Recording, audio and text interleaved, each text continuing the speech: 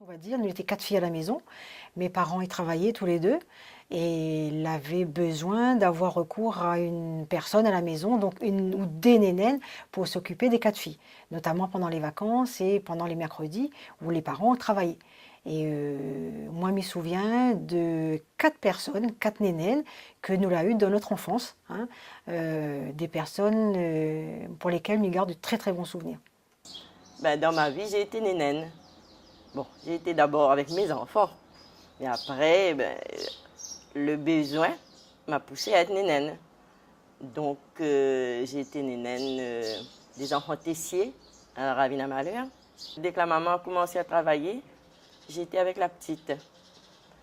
Et jusqu'à l'enfant est rentré à la maternelle. Et il y avait un autre frère avec, qui était un petit peu plus grand. Et on était à 3 à la maison, toujours. Et la famille Tessier travaillait jusqu'à très tard le soir. Des fois à minuit, ils arrivaient. Des fois, je restais là-bas et des fois, je descendais chez moi. Mais c'était bien. Ces enfants-là m'ont bien considéré. Là, ils sont venus le mois dernier, en début d'année, là, se marier ici. Et ils m'ont invité au mariage. Il faut savoir que ma nénène, qui se prénommait Léona, a été la nénène de mon père, ici, sur la fin de son adolescence. Puis nous avons habité au 40 rue La Bourdonnais, dans une maison qui est très typique aussi, et qui est très connue, puisque maintenant il y a un restaurant au rez-de-chaussée. Mon père exerçait sa profession au rez-de-chaussée, et nous habitions à l'étage. Et cette nénène qui a fini l'adolescence, l'éducation et l'adolescence de mon père ici, a été transférée chez nous lorsque mon père s'est marié et qu'il a eu des enfants à la rue La Bourdonnais. Et ça a été notre nénène qui s'appelait Léona. Physiquement, elle était très typée, puisqu'elle avait des lunettes très larges, à très gros double foyer, très épaisses. Imaginez-vous la lunetterie de l'époque. Les opticiens n'étaient pas ceux de maintenant où ils font très attention au look, à l'esthétique et tout. Ensuite, il ne lui restait qu'une dent à l'avant et elle avait de l'éléphantisme, c'est-à-dire qu'elle avait des gros mollets et gros membres inférieurs. Ce qui empêchait de s'activer derrière nous lorsque nous faisions les fous. Elle n'arrivait donc pas à courir derrière nous quand on faisait les zigues à la maison. Et cette nénène, elle a vécu très longtemps, elle a fini ses jours au port, elle est morte à plus de 90 ans, il y a 4-5 ans, elle est décédée au port. Comment elle est devenue nénène? Eh bien, pas nécessité. Elle est devenue nénène parce que elle a quitté l'école à 12 ans. Elle est orpheline, elle n'a pas eu maman, pas eu papa. Et comme là où ça m'a été ça à l'école, chez les religieuses à Saint-Benoît, eh bien, elle a dit à moi, elle n'avait plus de place pour moi. Et bien, ma soeur a trouvé moi un travail. Le premier travail était de nettoyer la case madame. Et après, un deuxième travail était nettoyer la case et aussi être nénène. Laver au moins 4 ou 5 marmaillens. Et aujourd'hui, je suis fière des fois quand je rencontre ces marmailles-là, parce que Nana est adjoint au maire, Nana est éducatrice, Nana a vraiment la réussite de la vie. Et les autres aussi, ils disent, il était nous nénène, regarde aujourd'hui, où il est dans le monde. Et il me dit non, mais les autres aussi. Donc, voilà, comment m'a la nénène. Voilà, par nécessité, je quitte l'école et ma soeur a dit il faut ça travaille, avant tu n'échappes pas, il faut que ça travaille. Alors mes parents, ils ont pris une nénène parce qu'ils travaillaient beaucoup. Et du coup, ça a facilité pour mon père le fait d'avoir une nénène. C'était plus simple pour lui, c'était beaucoup de tracas, de se dire où va être ma fille ce soir, comment ça va se passer, est-ce que je vais rentrer trop tard et tout. Du coup, lui, le fait de savoir que ma nénène était là pour moi, c'était déjà quelque chose qui le rassurait.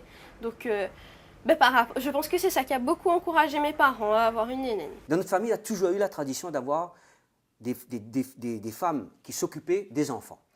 Tu peux appeler ça nénène, appelle ça comme on veut, un petit appelle ça gouvernante, peu importe, mais une madame qui occupe marmaille et qui occupe manger aussi. Et quand ma tante institutrice a eu son diplôme, elle était très jeune, elle était un peu farouche, comme bonne fille un peu dans le temps, elle ne voulait pas aller loin tout seul.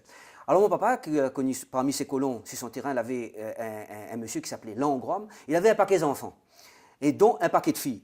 Mais son bonne fille, là, c'est bonne fille de travail au champ, ça. C'était pas bonne petite fille fragile, c'était femme costaud, t'es coupe-canne, t'es balle au linge sur la tête, et puis t'es porte par 2-3 marmailles sur le dos et 2 dans le bras.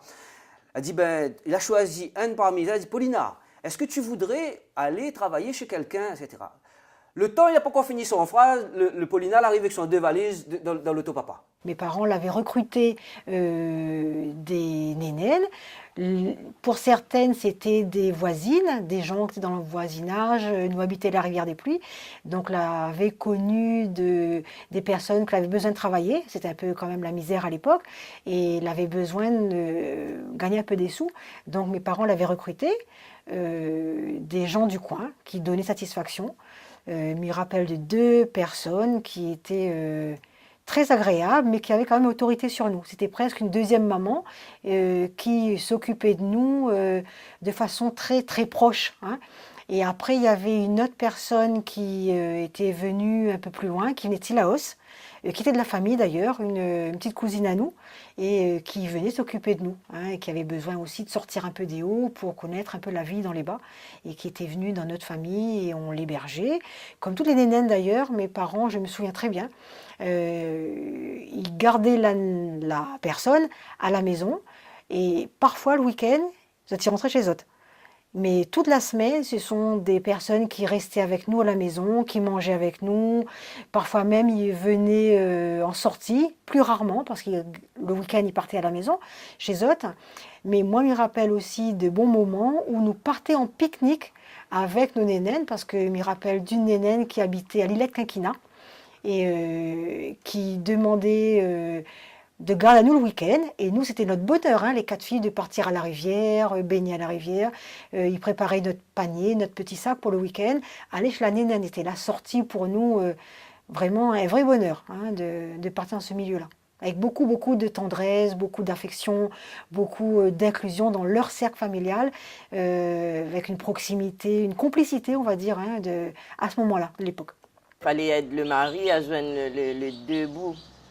Et moi, j'avais 6 enfants. Et donc, j'ai travaillé, arrivé ici, il fallait préparer aussi pour les enfants ici. Il y avait tout un ensemble. Et bon, ben, les femmes créoles, les fortes. Et j'arrivais à faire ça. Ma mère, ma mère religieuse, hein, n'avait plus de place pour moi à l'école et ma soeur a trouvé moi un travail comme aide pour les tâches ménagères. Et après, elle a trouvé une place dans la gendarmerie de Saint-Benoît. Avant, nous avions la chance, la gendarmerie était employée de monde, aujourd'hui, chose qui ne fait plus. Et c'était comme une usine, hein. Oh, c'était super, nous tous rentrent en même temps, on travaille avec au moins une quinzaine de personnes qui travaillent dans la gendarmerie. Aujourd'hui, ça n'existe plus. Voilà. Et là-dedans, ça l'a fait aussi mon éducation. Non seulement elle était nénène là, et bien grâce à là, elle a pu porter des chaussures, elle a demandé comment il porte chaussures droite-gauche, parce que je ne connais pas porte chaussures. Elle monte à moi un petit déjeuner, et quand même ça, étant nénène, mais t'es contente d'avoir appris. Bah alors elle s'est beaucoup occupée de moi quand j'étais petite. Alors déjà elle venait me chercher à l'école, elle me raccompagnait à la maison. Une fois arrivée, elle prépare mon petit goûter. Elle me fait mon petit goûter, elle est là pour moi à chaque fois. Et puis en plus, c'est quelqu'un avec qui je parle beaucoup. Je parle vraiment beaucoup avec elle, je me confie beaucoup plus à elle qu'avec n'importe qui d'autre. Et dans la maison, elle aide mes parents, c'est-à-dire elle fait pour nous le repassage, elle range nos affaires. Et elle s'occupe très bien de moi, surtout. Il faut savoir qu'à l'époque, mon père avait quand même une situation assez aisée financièrement. Et nous avions beaucoup de chambres de bonne d'ailleurs, à la maison de la rue de la Bourdonnais. Il y en avait 4 ou 5. Et nous avions donc 4 domestiques féminines et un garçon de cour. Il y avait la femme de ménage, la cuisinière, la repasseuse et la nénène des enfants. À l'époque, mes parents avaient les moyens d'avoir autant de domestiques. Comme bon nombre de familles assez aisées dans Saint-Denis, hein, nous étions pas, c'était pas un privilège, hein, c'était pas un privilège pour ces familles aisées. Cette nénène qui s'occupait principalement, qui avait comme délégation de s'occuper principalement des enfants, elle avait toute délégation sur notre système d'éducation. la façon de nous enseigner, les bonnes mœurs, à savoir comment on devait répondre à des parents, comment on devait se tenir à table, comment on devait apprendre ses leçons, comment on devait se laver, même si elle avait un regard sur tout, elle surveillait tout, mais elle avait toutes ses délégations et elle n'avait aussi aucun problème pour nous mettre une fessée s'il le fallait, parce que les parents lui donnaient cette délégation. Et des fois, j'arrivais le matin de très bonne heure, parce qu'il fallait que eux, ils étaient sur la route pour aller travailler à 7 heures, il fallait qu'ils soient à Saint-Denis. Et moi, ça fait que moi, de bonne heure, il fallait me réveiller ici pour mes enfants, préparer le goûter et tout ça, et après partir. C'est un peu une grand-mère parce qu'elle est plus âgée que ma maman. Et puis aussi, comme le fait qu'elle soit plus âgée, ça me rapproche d'elle vis-à-vis comme une grand-mère. Elle est très gentille avec moi. C'est quelqu'un avec qui en fait je vais souvent dans sa famille déjà. Et c'est quelqu'un où quand je suis chez elle, j'ai l'impression d'être un membre de sa famille à elle. Tout le monde vis-à-vis de moi dans sa famille est très gentil. Mieux d'ailleurs, des fois, bien souvent, je me sens mieux dans sa famille à elle que dans la mienne parce que ils sont très naturels, ils se prennent moins la tête que chez moi, du coup, c'est plus agréable. Alors, dans le temps, je ne connais pas si je l'ai connu ça, il y avait des chantons tous, des petits livres carrés chantons tous. Et nous avions aussi nos cahiers de chant de jeunes filles. Là-dedans, on avait Dalida, Sheila, Claude François, Edith Piaf. Mais nous autres, d'un coin, nous chantons. Qui l'a fait découvrir moi la plaine que m'adore, la nature, tout cela que m'adore. C'est mon travail de nénène. M'adore la nature, m'adore la plaine. Tout le temps, me dit maman, ici, je gagne un jeu de loto. D'ailleurs, il faut m'y jouer. Eh bien, c'est la plaine, c'est Tampon, c'est dans les hauts que m'y habité. Donc, c'est grâce à être nénène que m'a pu découvrir ça que m'aime, la nature, la beauté de la vie. M'a l'a donné, hein. Mais m'a l'a reçu. Le matin, moi, je me rappelle qu'on nous levait, qu'on nous réveillait, la nénène, il préparait notre petit déjeuner, nous passait à table, elle veillait à ce que nous mangions bien. Après, je me rappelle les parents qui donnaient des consignes le matin, il fallait que, comme des filles de cette époque-là nous soient propres, les ongles bien coupés, bien coiffés. Donc elle s'occupait quand même de notre habillage, que nous soient bien lavés. Avec mes parents, je me rappelle très bien, leur demander de veiller à ce que les filles n'aient pas de poux. Il fallait regarder quand même que les cheveux soient nickel. Après, si on avait des devoirs, il fallait que les enfants fassent leurs devoirs à la maison, tranquillement. Donc, on faisait nos devoirs. Et elle, pendant ce temps-là, elle s'occupait également des tâches ménagères. Parce que les parents, ils recrutaient ces nénènes-là, aussi bien pour l'éducation des enfants, pour veiller à ce qu'on manque de rien à la maison pendant qu'ils s'occupaient de leur boulot, mais également il fallait que les nénènes s'occupent de façon organisée de la maison. Passer le balai, s'occuper du linge, accueillir éventuellement quelqu'un qui arrivait pour demander à voir les parents, vraiment toute la logistique de la maison. Mais à aucun moment donné, elle laissait les enfants tout seuls pour prioriser la maison. C'était les enfants avant tout, et le ménage passait en deuxième, et le repas, bien sûr, préparer le repas le midi, parce que le soir, quand les parents arrivaient, ça c'était par contre un domaine que mon papa aimait faire, c'était la cuisine. Donc le soir, mon papa s'occupait de la cuisine, et elle ne touchait pas au repas. Elle ne s'occupait uniquement le repas du midi pour les enfants qui restaient à la maison. Et c'était des bonnes personnes, des bons patrons. Ils me disaient, Islaine, tu fais ce que tu veux, prépare-nous quelque chose à manger, des lentilles. Et puis la dame, c'était quelqu'un qui a grandi en Martinique, je crois. Elle aimait bien les lentilles avec des sauces dedans. Comme ça, je préparais à manger. Monsieur aimait le clafoutis. Quand je faisais un clafoutis pour lui, c'était bien. Et c'était des bonnes personnes. Et cette Paulina Langrois a occupé une position extrêmement particulière dans l'histoire de notre famille.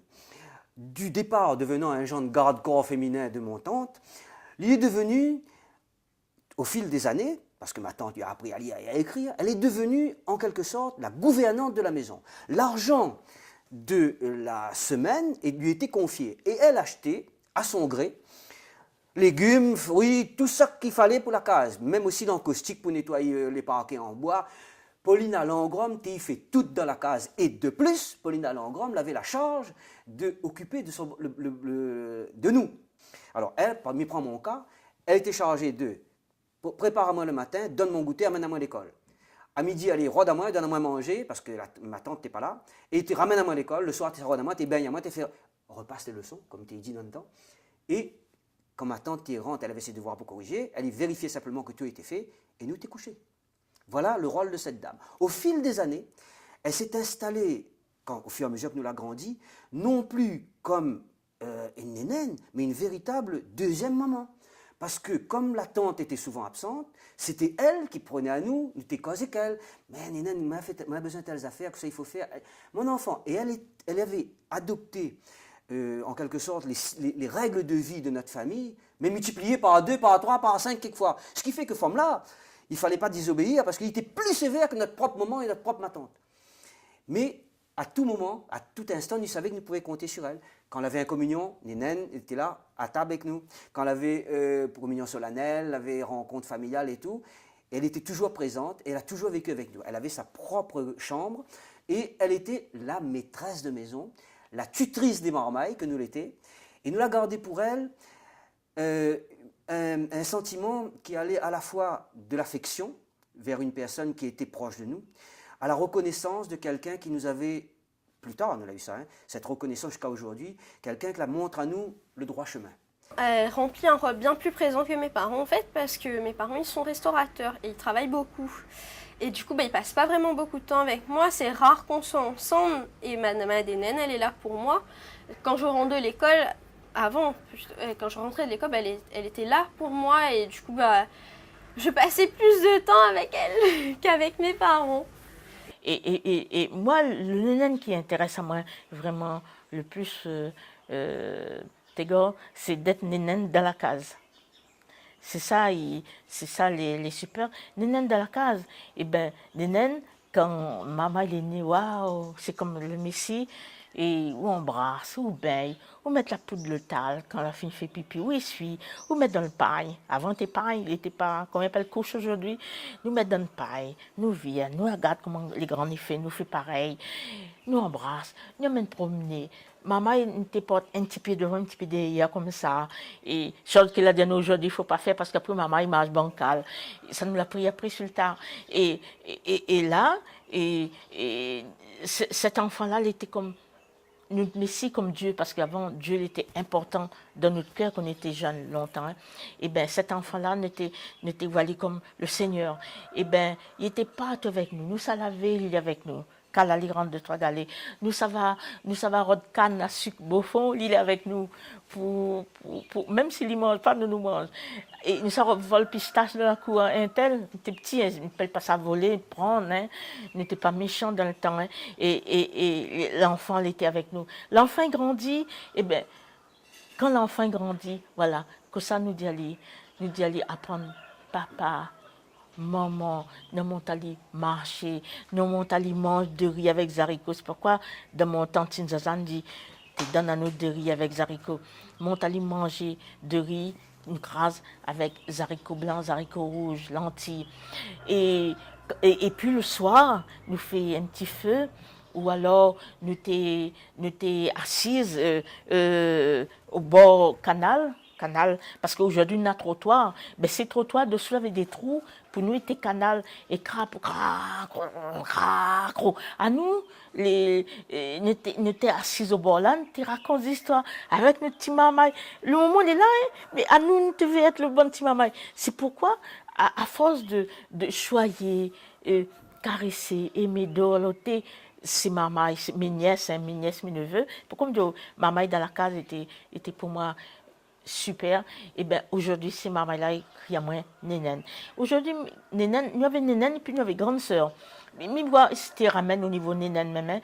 Mais mal est fière aujourd'hui, je les grands, je les adultes, je crée moins encore Nénène. Le linge et tout, c'est moi qui m'en occupais, préparer le linge pour les enfants, être là le matin, préparer les enfants pour aller à l'école. Parce que quand le petit garçon allait à l'école, ben, il partait avec les parents. Donc, il fallait que moi, je sois là, préparer le petit garçon, et le temps que les parents se préparaient, et là, ils partaient. Et après, là, j'avais la maison pour moi. avec la petite. À préparer à manger pour les enfants, elle disait, Ghislaine, l'essentiel c'est que mes enfants aient propre et à manger.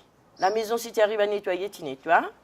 Tu fais un peu, mais pas besoin de te fatiguer trop. Mais les enfants, et puis bon, le linge pour eux et le repas. Pour nous, c'était comme une deuxième maman. Sauf que vu son âge, c'était plus une grand-mère maternelle qu'une maman. Puisqu'elle avait déjà un certain âge, étant donné que, comme je vous ai dit en préambule, elle a été la nénane de mon père. Certes, sur la fin de son adolescence, mais ça a été la nénane de mon père. Donc quand on l'a eu à la maison à la rue La Bonnée, elle avait déjà un certain âge. Mais elle avait effectivement un lien très affectif avec nous. Et même mes parents, qui plus est mon père, dont ça avait été la nénane, il existait un lien très affectif avec toute notre famille, surtout avec mon père. Elles étaient dans l'intimité totale avec notre famille, hein, c'est-à-dire qu'il n'y avait rien de secret entre ce genre de nénane et la famille. J'ai ma belle-fille qui était nénane et elle dormait sur place. Les enfants grandissent avec elle et tout ça. Et j'ai ma belle-sœur aussi qui restait sur Saint-Gilles. Et bon, ben, dans la famille, maintenant je trouve que ça a beaucoup diminué. Mais avant, bon, c'était comme ça. Mais c'était bon comme avant aussi, il n'y avait pas tellement de débouchés pour les filles. La plupart des filles, à 18 ans, ben, c'était d'aller chercher un travail, c'est quelqu'un et être nénane. Et après, comme dit au bord canal, nous tercile avec les autres là, tu fait bataille entre adolescents. Petit maman, il fait semblant bataille. Comme aujourd'hui, on appelle Morin, hein, il fait semblant bataille, bonne maman. Au bord canal, crapaud, allez, crapaud, et après, quand il était fini ce jeu-là, il était bien, canette, allez, canette. À moi ici, ensemble, canette, tu joues canette. Un trou, ça que le canette rentre plus dedans, la perde. Donc, les Tegaya. Et après, arrive la télé, noir et blanc. Mon Dieu Seigneur. Je crois que là commence à gâter un peu tout, puisque nous, tout, pouf, direction à une dame où l'avait télé que nous l'avait point. Toujours maman ici, sur notre côté, aller chez un tel, je ne sais pas le nom, que la dame est encore là, les deux, et l'autre dame. Soit nous avons le choix là, avec trop de monde, tu ne vois pas rien, ça va chez l'autre. Et nous regardons télé, toujours notre petit maman sur notre côté, comme ça, en tant que nénène. Et là, nous regardons télé. Et après, nous rentrons la case, quand maman nous met assis sur la table, jamais m'oublie ça. Les grandes sœurs disent non, mets pas sur la table. Tiens, maman, met à terre. À cause. Ben, il dit, maman, je carte. Voilà. Ben, en fait, elle m'a montré beaucoup comment m'en sortir par moi-même. C'est-à-dire, grâce à elle, je sais faire à manger, je sais cuisiner. Je sais m'occuper d'une maison. Parce que je vois comment elle fait. Et puis, même des fois, c'est moi qui fais pour elle. Je vois qu'elle est fatiguée. C'est moi qui m'en occupe. Donc, du coup, vis-à-vis de ça, c'est quelqu'un qui m'a beaucoup appris sur le développement personnel à m'en sortir pour ma vie future. Donc, je sais qu'un jour, très bientôt, même certainement, vu que j'ai 18 ans, je vais avoir une indépendance, un lieu où je vivrai seule. Et grâce à elle, je trouve que j'ai quand même bien été préparée pour m'en sortir. Et moi, je me rappelle d'une nénène qui mangeait toujours à table avec nous. Et ça, c'était aussi agréable. C'était quelqu'un qui était comme inclus dans la famille. Et on appréciait qu'elle soit avec nous à table, même si elle y appelait mes parents monsieur et madame. Nous appelions elle nénène ou par son petit nom. Il y en a une qui s'appelait Ghislaine, une autre Marie-Claude. Et on l'appelait de façon très affectueuse par leur nom. Mais aussi nénène, il n'y avait pas de nom péjoratif derrière. C'était quelqu'un qui faisait partie de la famille. Des fois, madame me permettait d'emmener les enfants ici. Je conduisais. Et donc, elle me permettait d'emmener les enfants. Un après-midi, les enfants jouaient ici avec mes enfants. Et après, j'ai ramené. Moi, j'ai une anecdote assez marrante. C'est qu'on avait un garçon de cour qui s'appelait Grondin. Et un soir, mes parents étaient sortis. Ils nous avaient fait garder par notre nénène Léonard, qui dormait au fond dans sa chambre. On avait un pigeonnier. Et comme des idiots, on a voulu lui faire peur en prenant des pigeons et en les lâchant dans sa chambre la nuit par le toit. Malheureusement, elle a failli avoir une attaque, la pauvre, parce que nous, on était montés sur le mur voisin, le mur mitoyen, et on avait passé les pigeons par le trou du toit. Alors, imaginez-vous vous faire réveiller en pleine nuit après une journée de travail par des pigeons qui s'envolent de votre chambre avec les rires qui ont suivi cette anecdote. Et il est inutile de vous dire que lorsque mes parents sont rentrés, la nénenne était toujours réveillée. Et elle n'a pas manqué de raconter ça à mon père surtout. Et on s'est pris une volée de bois vert, parce que c'était exactement comme si on avait embêté sa mère, quoi. Hein. Si on avait touché à la tranquillité de sa mère. Donc on a pris une fessée mémorable. Hein. Enfin, mon frère et moi, pas ma soeur, parce qu'elle ne participait pas à cette virée nocturne. Elle s'appelle Josiane, mais moi je l'appelle Nénène. Donc tout le temps, je dis pas Nénène, viens là, s'il te plaît, mais je l'appelle très rarement Josiane, hein, c'est très très très rare. Je sors pas beaucoup avec ma famille, on fait pas vraiment de sorties, et avec ma Nénène, si au contraire. Et souvent on va à la plaine des Palmistes en fait, c'est elle qui m'a fait connaître la petite boutique Alexis. C'est une petite boutique à la plaine qui est vraiment particulière. C'est un petit peu des décors étranges et tout, que je ne connaissais pas. Et c'est elle qui m'a fait découvrir ici. D'ailleurs, après, on va chercher des petites saucisses là-bas, des petits bonbons miel et tout. Et quand on a fini, on va pique-niquer là-bas, à la plaine. Souvent, elle nous fait cuire à manger. Et bien souvent, c'est sa famille à elle. Hein. Bien souvent, je suis la seule de ma famille à aller avec elle. Mais il y a une chose qui ne m'oubliera jamais, c'est que nous habitons, nous, à rue Maréchal Leclerc à Saint-Denis. Et à proximité de la case de ma tante, l'avait la terrasse des Rapadis, hein, où on faisait des bals le samedi soir. Et donc, la terrasse de la Belle Étoile, voilà, ça m'est revenu. Sur cette terrasse jouait Jules Arlanda, Loulou Pitou. Donc, quand j'avais 6 ans, 7 ans, 8 ans, j'ai entendu la musique de mon pays jouée par ces grands orchestres. C'était à 25-30 mètres de la case. Et il était joué jusqu'à minuit, 1h du matin. Donc tout le bon morceau, Benoît de Boulard l'a chanté, tout ça là, nous te connais, ça la rentre dans ma tête.